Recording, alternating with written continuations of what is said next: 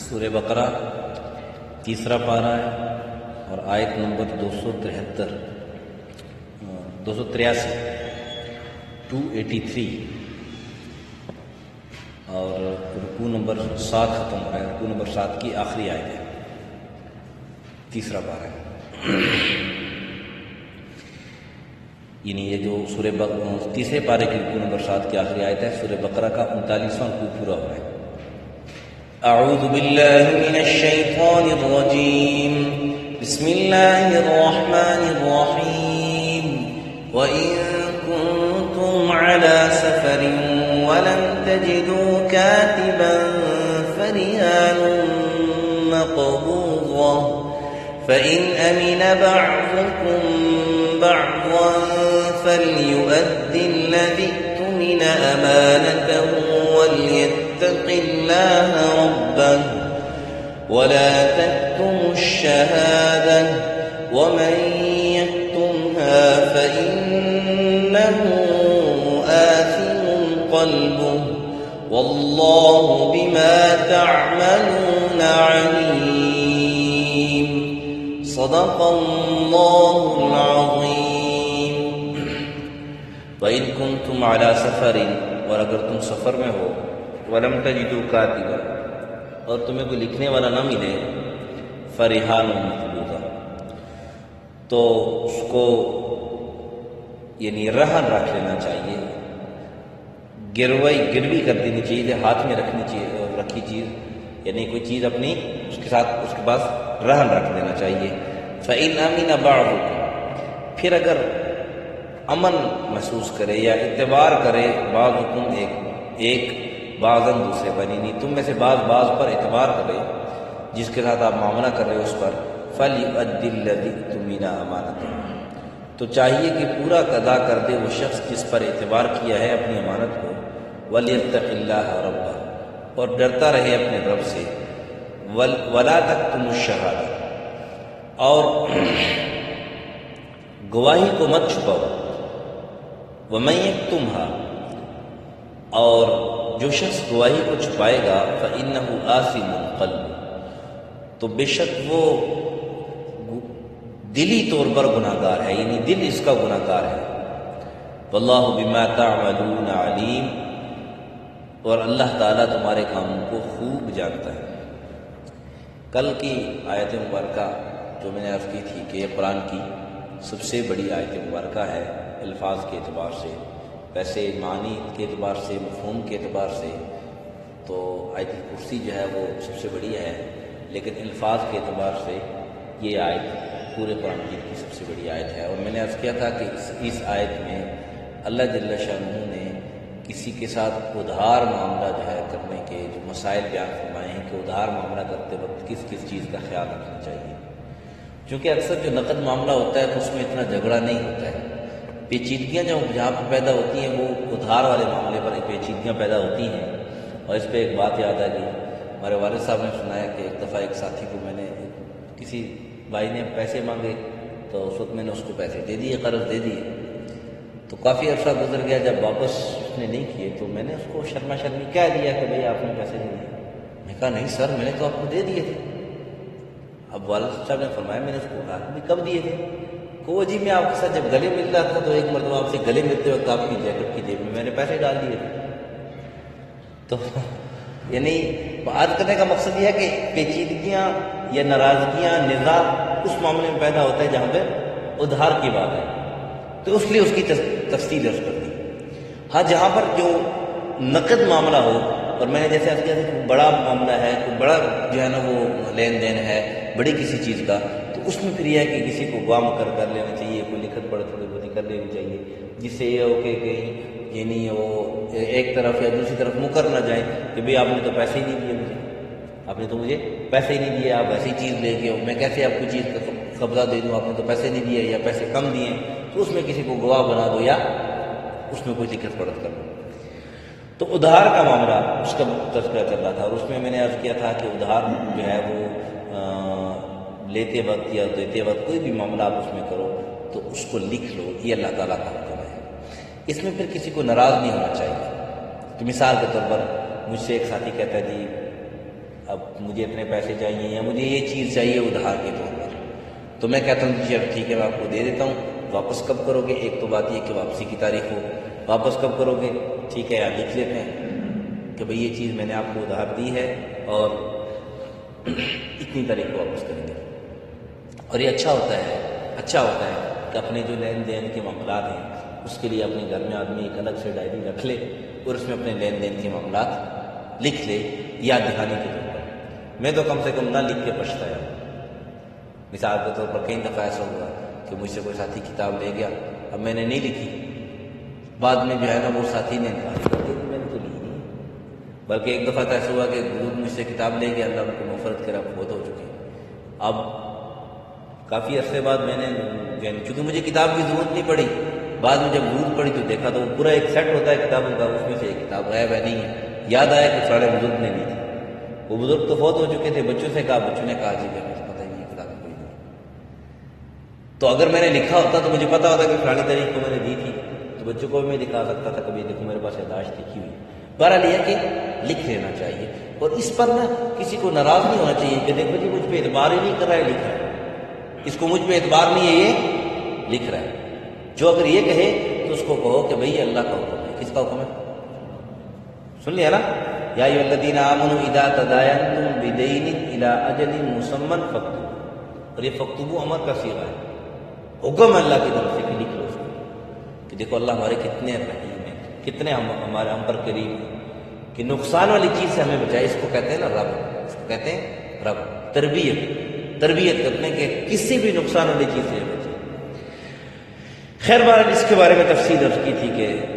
ادھار لین دین میں کن کن چیزوں کا خیال رکھنا چاہیے۔ آج کے سبق میں یہ ہے کہ اگر آپ سفر پر، جو آیت کا مفہوم ہے مسئلہ کرتا ہے، سفر کی یہاں پر قید اس لیے لگائی کہ اکثر یہ معاملہ ضرورت پیش آتی ہے سفر میں۔ مثال کے طور پر ایک ساتھی کہیں سفر پہ گیا، عمرے کے لیے گیا ہوا، مثال کے طور پر سفر پہ ہے، اور وہاں پر کسی ساتھی کو اس کو معاملہ پیش آیا، کسی ساتھی سے کوئی لین دین ہو گیا، اب یہ اس کو پہلے سے جانتا نہیں ہے، اس سے کوئی لین دین کرنا ہے، اس کو کوئی پیسے دینے ہیں یا اس کو کوئی چیز دینی ہے ایسی کوئی، تو رہن کے طور پر اس سے کوئی چیز رکھ سکتا ہے، اس کو کہتے ہیں رہن۔ یعنی کوئی آدمی بطور ضمانت کے کسی کے پاس کوئی چیز رکھ لے کہ مثال کے طور پر میں آپ سے اتنے پیسے یا یہ چیز قرض لے رہا ہوں، جب میں آپ کو یہ چیز واپس کر دوں گا تو آپ میری چیز مجھے واپس کر دینا، بطور ضمانت کی ایک چیز رکھ لینا، اس کو رہن۔ لیکن اس کا مسئلہ یہ ہے کہ راہن جو ہے وہ جو چیز دے رہا ہے آپ کو،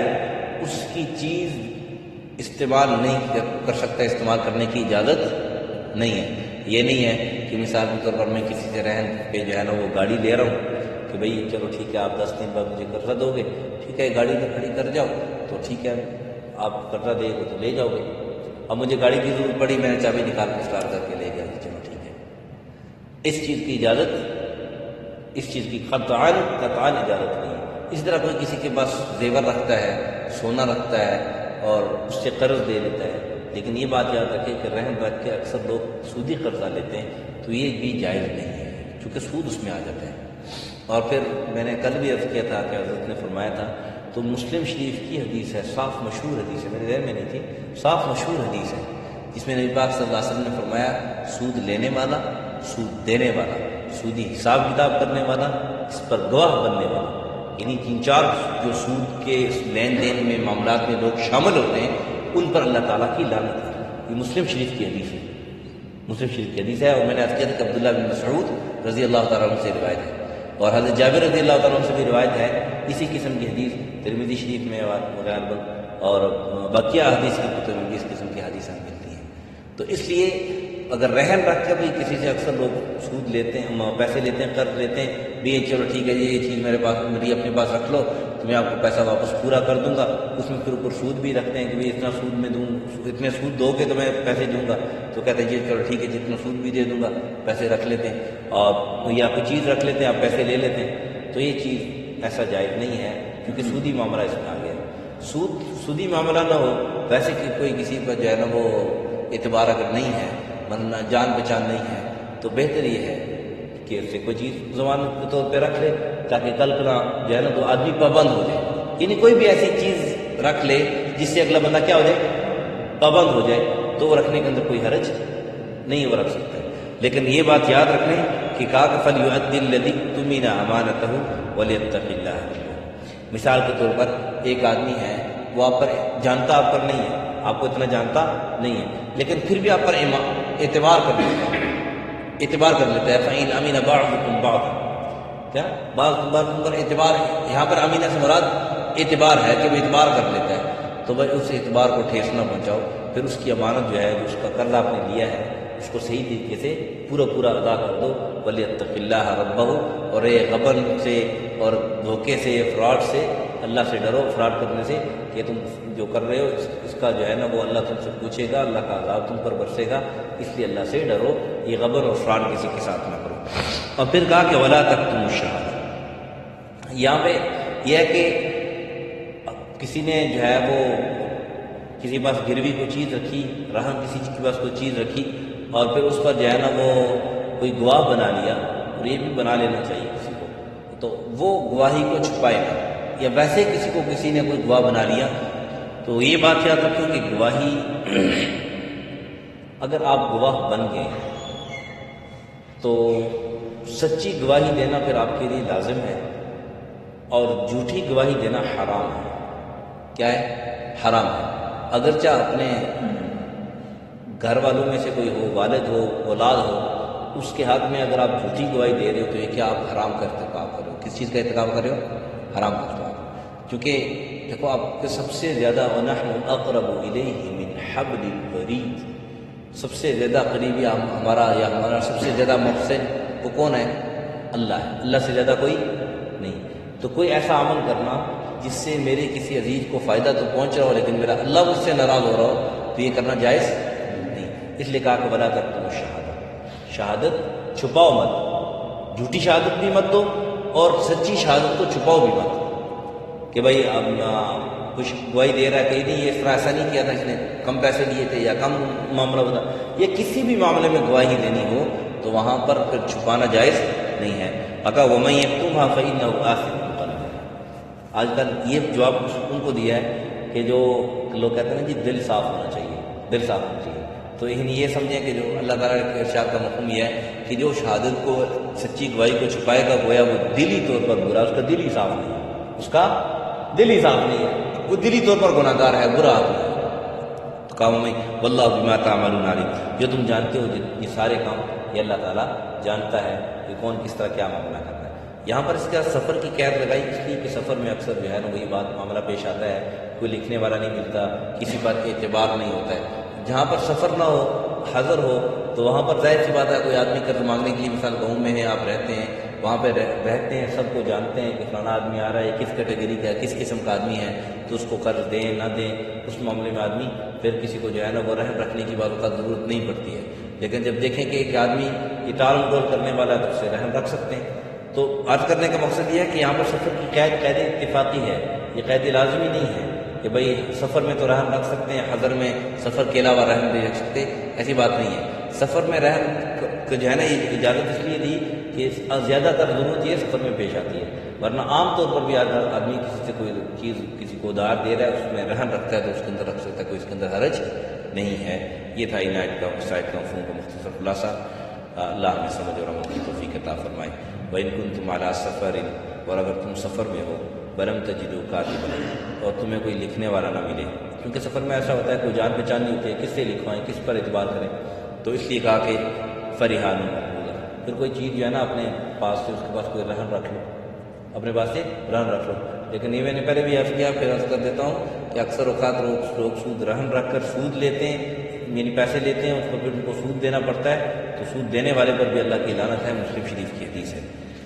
وَلْيَتَّقِ اللَّهَ فَإِنْ أَمِنَ بَعْضُكُمْ بَعْضًا، اگر پھر اعتبار کر لے تم میں سے ایک دوسرے پر، جانتا تو نہیں ہے لیکن چلو یار دیندار معلوم ہوتا ہے، اچھا آدمی معلوم ہوتا ہے، بھلا آدمی معلوم ہوتا ہے، معزز شخص معلوم ہوتا ہے، تو اس لیے اس پر اعتبار کر لیتے ہیں۔ تو کہا کہ فَلْيُؤَدِّ الَّذِي اؤْتُمِنَ أَمَانَتَهُ، پھر اس شخص کو چاہیے کہ دیکھو یہ آپ پر اعتبار کر رہا ہے تو آپ کو اس کو احسان مند ہونا چاہیے، بجائے اس کے کہ آپ اس کے اعتبار کو ٹھیس پہنچاؤ، اس کے اعتبار کو نقصان پہنچاؤ، کہ اس نے آپ پر اعتبار کیا، آپ الٹا اس کو اور نقصان پہنچاؤ، اس کی امانت کو، اس کے قرض کو آپ اچھے طریقے سے اس کو واپس دے دو۔ اور وَلْيَتَّقِ اللَّهَ رَبَّهُ، اور کمی زیادتی سے اللہ تعالیٰ سے، کمی زیادتی کے معاملے میں اللہ تعالیٰ سے ڈرو جو تمہارا رب ہے۔ وَلَا تَكْتُمُوا الشَّهَادَةَ، اور گواہی مت چھپاؤ، وَمَن يَكْتُمْهَا فَإِنَّهُ آثِمٌ قَلْبُهُ، اور جو شخص گواہی کو چھپائے گا تو گویا وہ دلی طور پر گناہ گار ہے، اس کا دل، یعنی کیا مطلب کہ وہ دل جو ہے نا وہ دلی طور پر اس کا ارادہ ہی نہیں تھا، جب لے رہا تھا نا گواہی دے رہا تھا جو، تو اس وقت اس کا ارادہ نہیں تھا، یوں سمجھیں کہ وہ دوسرے کے ساتھ ملا ہوا تھا، اسی وقت جو ہے نا اس کو اپنے آپ منہ میں چھری اور بغل میں رام رام، کہ اس وقت تو اس کو کہہ رہا تھا کہ میں تمہارا گواہ بنوں گا، لیکن جب عین معاملہ آیا، بات کرنے گواہی دینے کا معاملہ آیا، اس وقت اس نے گواہی چھپا لی، کہا فَإِنَّهُ آثِمٌ قَلْبُهُ، اس کے دل میں جو ہے نا وہ برائی ہے۔ واللہ بما تعملون علیم، اللہ تمہارے سارے کاموں کو خوب جانتا ہے۔ الحمدللہ رب العالمین والعاقبۃ للمتقین والصلاۃ والسلام علی اشرف الانبیاء والمرسلین وعلى الملائکۃ المقربین وعلى عباد اللہ الصالحین۔ ربنا ظلمنا انفسنا وان لم تغفر لنا وترحمنا لنكونن من الخاسرین۔ اللهم لا تقتلنا بغضبك ولا تهلكنا بعذابك وعافنا قبل ذلك۔ اللهم حسن مرادنا ويسر امورنا واشرح صدورنا واتمم بالصالحات اعمالنا بجاه نبيك وحبيبك محمد صلى الله عليه وسلم۔ اللهم انا نعوذ بك من الهم والحزن، ونعوذ بك من العجز والكسل، ونعوذ بك من البخل والجبن، ونعوذ بك من غلبة الدين وقهر الرجال۔ اللهم اهدنا واهد بنا واجعلنا سببا لمن اهتدى۔ صلی اللہ علیہ النبی الکریم محمد وعلى آلہ وصحبہ۔